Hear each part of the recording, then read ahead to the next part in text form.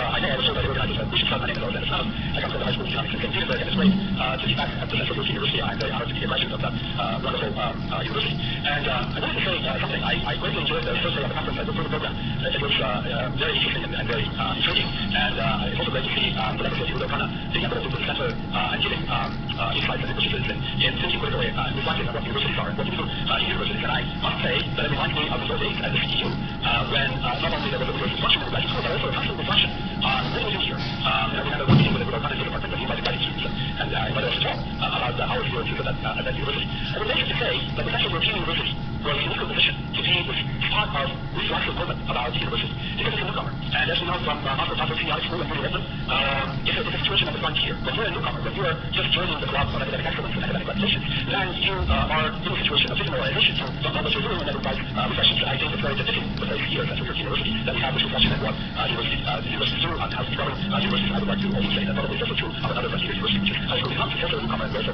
try to reflect on what are these teachers and masters and coaches that we call university. And without any further ado, I would like to open with a few other things as panel one, myths and illusions of university governance, a long-term view, a long-term perspective. And the first speaker on this panel is Professor Lisa Ballet. She comes from Holland Institute for the History and Philosophy of Science and Ideas, and I would like to mention that as far as I remember, Yehuda Elkana was the co-founder of this wonderful institute.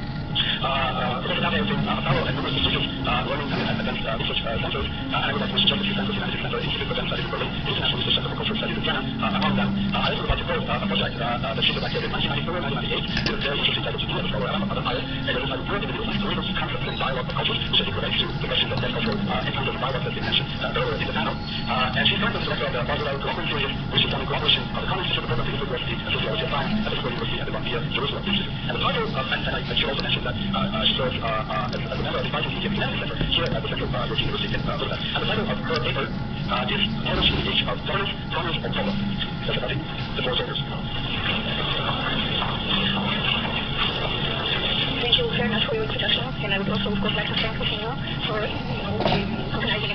to these first exams in the series that we have initiated 30 years ago in Korea, and it has been going on for 4 years, each year in another place and country. It is really for me to this field.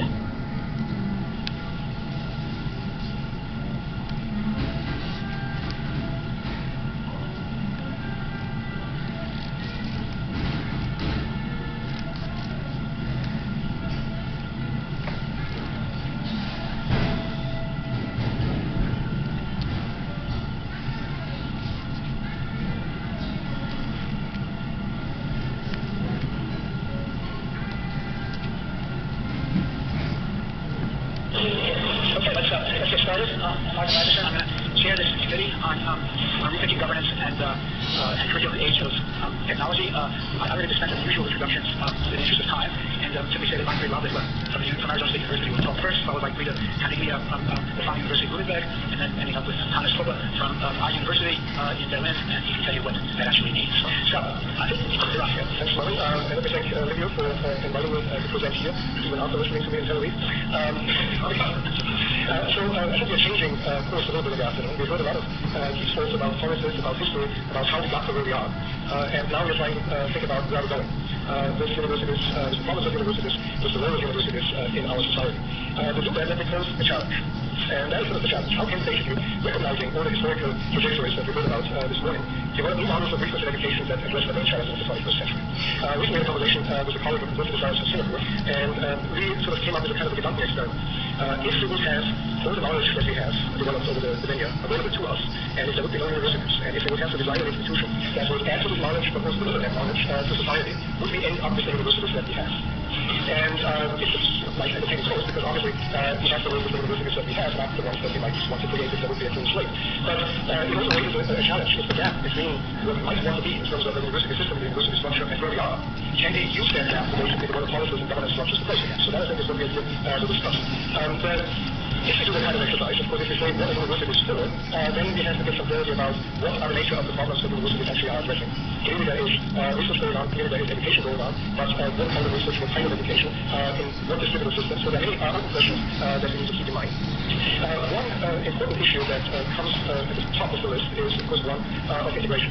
We heard before that there used to be fashionable to talk about interdisciplinarity, which in practice basically became an excuse to create new disciplines.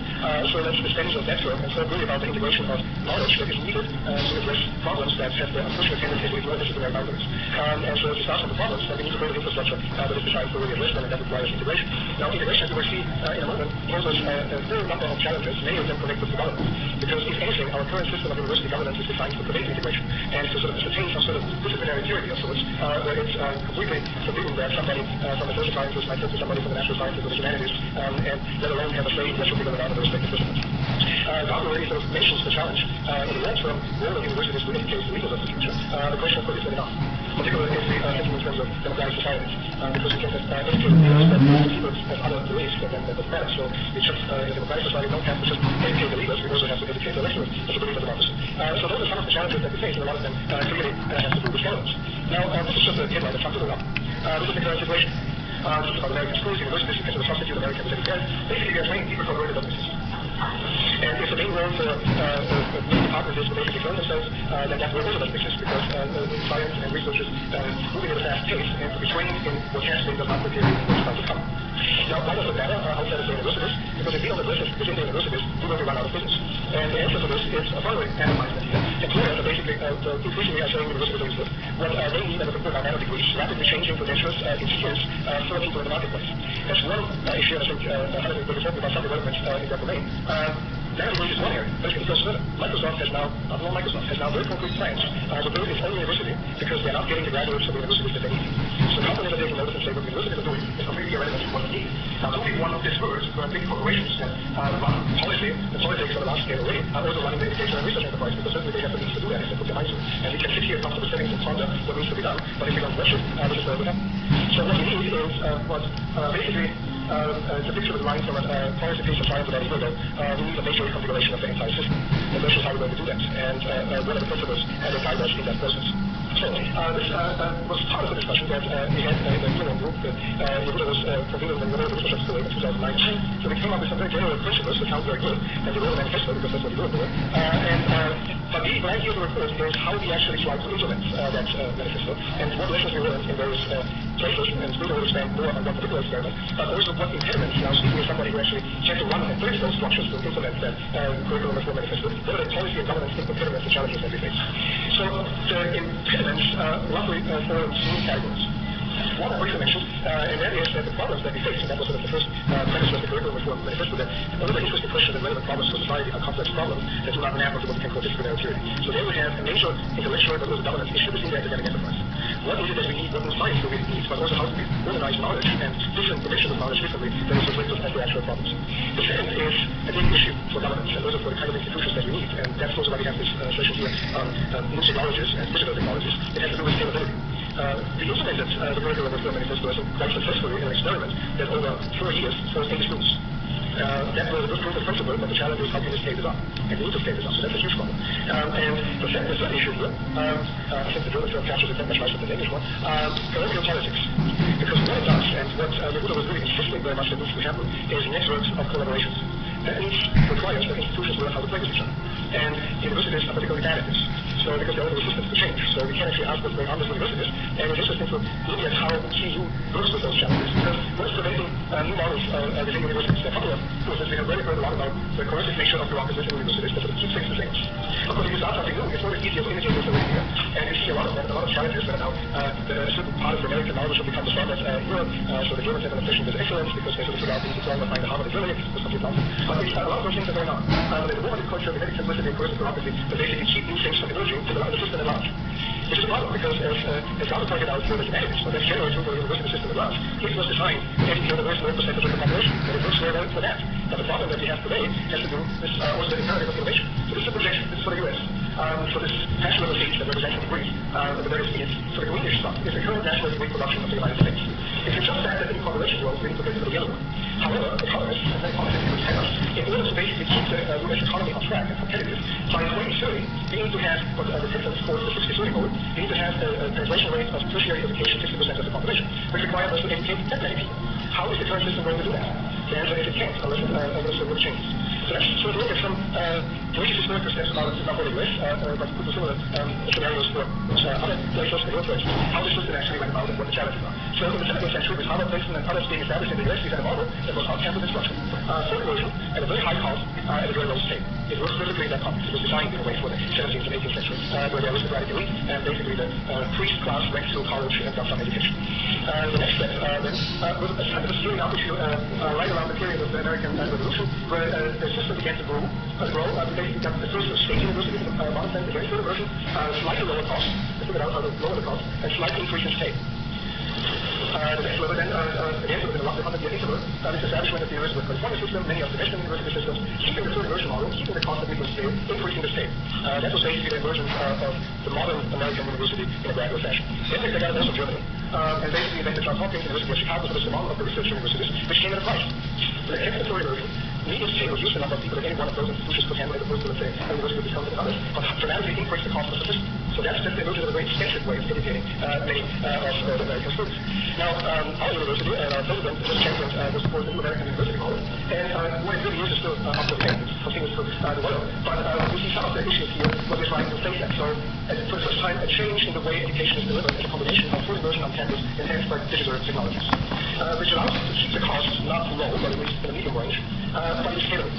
And the scale that we are operating here is right now, ASU is the largest university in the United States, with about roughly 85,000 on-campus students, and currently about 30,000 online-only students. And the online part is a rapidly growing development. So there's the scale issue that's being addressed. So what counters that? What are more delicious? So we have been going to number one university by whatever institution does those kind of rankings. But we are also realizing that this growth model has one particular issue. It focuses still on single institutions. And that's what the main challenge is, because that's not scalable in the long run. So the outside size means it has to create networks for research and education. And that brings its size up with a set of additional government issues. So we're currently running two experiments, for several but those are the environments, I know something about them. One has to do with our relationship with our university in Germany, and we will talk about that. And the second one is our relationship with Saturday, which is a fine research institute.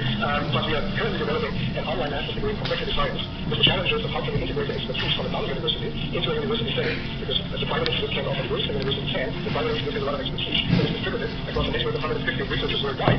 Getting that we're going to play as in one institutional setting to advance a degree that actually makes sense includes a lot of challenges. So what are those challenges? So roughly they fall into two categories. Between institutions, we need to basically figure out how can we align values and funding, which is sort of the easy part. But then in the current marketplace of institutions, everybody is very protective of their branding.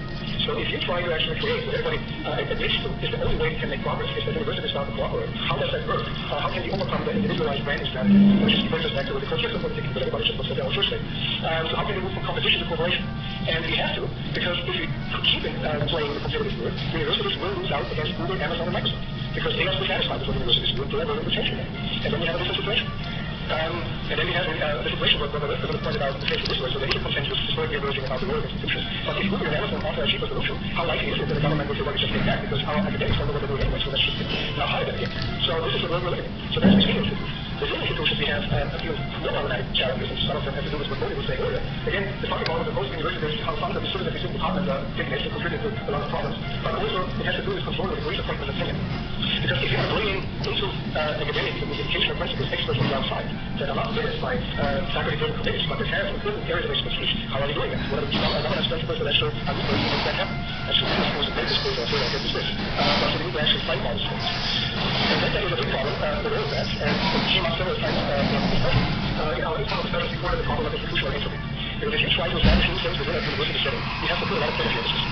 Because if you enter the system behaves like anything in the system, it finds its position of lowest entropy, which is basically business as usual. And so how can we facilitate to put that energy into the system? And I have a ranking of conservative institutions. Institution number 3 is the institution number 2 university, the most popular institution of medical schools. So that's simple fact. But a major problem in the concept of institutional entropy has to do with the separation between doers and deciders. And that is what we'll actually discuss with the problem of the rise of the administrative university. There are layers of unnecessary and ridiculous and stupid bureaucracy in I don't know how many teams that are basically suspicious before something. But they are the ones who shift at the decision points. But they are not necessarily the right human beings because we have institutional reform. So how can we actually fill the decision gap? And something that needs to be if we actually want to do it, if we try to create space for collaboration in research and education on a global scale, there needs to be space for experiment and failure. So that was always what encouraged us to do. We always said that you have to be ready to make a fool out of yourself, otherwise you'll do something wrong. But that's not really easy to do in this decision structure within the university. So we have a government issue right there. And finally, this is the last slide, how can we basically overcome, if we enter that really important space of cross-national and cross-cultural collaboration, we need to figure out how to deal with those challenges. And many of those questions agree with open about the context of the experiment that we're actually doing and Bhavana, so we get some lessons learned for that. And with this, I'm just setting it up, but we're going to talk about the global cosmos now. Okay, what do you think?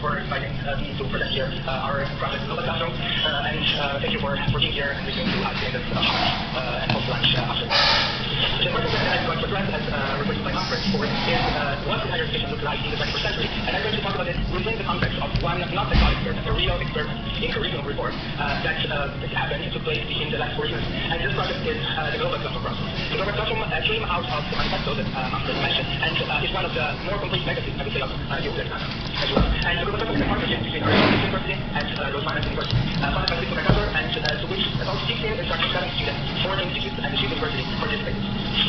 The main goal of the Global Classroom was, from the beginning, to create a model curriculum for change agents in the 21st century. When we talk here about change agents, we refer to what Economic Institute calls concerned citizens, and what we want to define as critical participants in society. And this is referred to the leaders, again, of society, but also many other citizens who are in very different situations and in very different contexts engaged in the society we live in. In this project, we designed and implemented this curriculum, and we evaluated and provided evidence that it actually worked.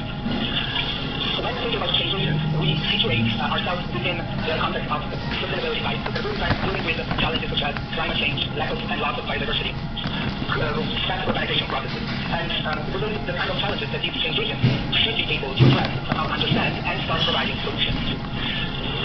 The curriculum. This is the way we ended up visualizing and conceptualizing this curriculum for the 21st century. Individual distributed curriculum in its 3 main think no intention. The bubbles around this triangle represent an abstracted version of this four-dimensional perspective, where the global, geolocal, and virtual intersecting in ways that are not always clear or linear. This is why the colors suddenly are relatively predictable from what the circles intersecting, which make us think. What I will do in the rest of the presentation is to first telling you something more about the triangle, so the curriculum, and then more about this concept of how this curriculum is placed within the world as we consider it in this special practice. The curriculum. So, following Shana, the curriculum domain is the core domain of the university. So there's many universities without curriculum. We can talk about many things. We can talk about government, we can talk about institutions, we can talk about people. The university doesn't have a curriculum, but other things which they still have anything. How the curriculum is embodied in the program becomes an intentional image of order and orders of educational experiences. So from the core domain to the program to the kind of experience that the student has in the curriculum, which is the holistic process of engagement with, rather than acquiring of skills, knowledge, attitudes, and values. So this is the broad idea of the curriculum that we started from and somehow ended up with at the same time. In the process of thinking, okay, what kind of curriculum do we actually need in this century for the exchange agents that I was talking to you about? Of course, the first question is knowledge. So what do we want these students to know, and what kind of knowledge do we want these students to engage with? And here, of course, also the legacy of China, the understanding of the complex system that characterize our society and the problems in it is at the first, in the foreground. Complex systems means also being able to understand from very different disciplines how these systems work and how these problems work. But also not limiting ourselves to thinking about how do we acquire knowledge, but in the context of the debate also this morning emerged, how do we make sure students become productive of knowledge? How do we make sure that the research and the learning are not really disconnected in the context? Second question, actually, what kind of skills do we think students or graduates or citizens should possess in this world?